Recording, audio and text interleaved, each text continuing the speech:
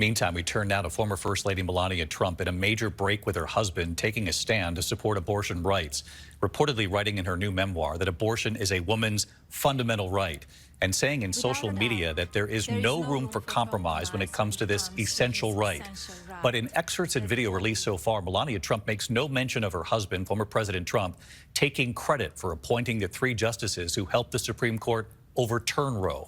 Tonight, the former president's response just in, and here's Rachel Scott.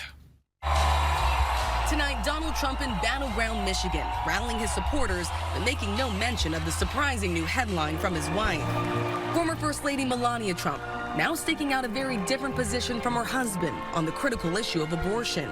In excerpts from her new memoir published by The Guardian, the former First Lady declaring herself a lifelong supporter of abortion rights. Writing, restricting a woman's right to choose whether to terminate an unwanted pregnancy is the same as denying her control over her own body. Mrs. Trump, who rarely speaks out on issues, then releasing this promotional video just 33 days before the election. There is no room for compromise when it comes to this essential right that all women possess from birth, individual freedom. What does my body, my choice really mean?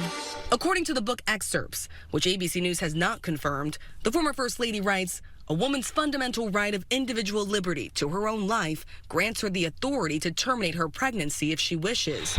But in none of the published excerpts does Mrs. Trump address her husband's key role in eliminating a woman's constitutional right to an abortion. I, Neil M. Gorsuch. The former president has often boasted of appointing 3 of the Supreme Court justices who overturned Roe v. Wade. Nobody has ever done more for right to life than Donald Trump. I put 3 Supreme Court justices who all voted, and they got something that they've been fighting for 64 years. Throughout his presidency, Trump proclaimed himself a staunch opponent of abortion rights. I'm proud to be the most pro-life president in American history.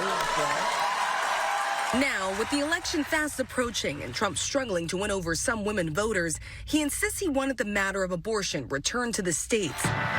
Vice President Kamala Harris says, don't be fooled. He intended for them to undo the protections of Roe v. Wade.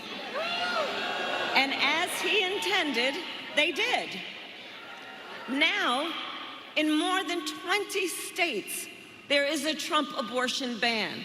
Tonight, Donald Trump responding to his wife's new words. We spoke about it, and I said, you have to write what you believe. I'm not going to tell you what to do. You have to write what you believe.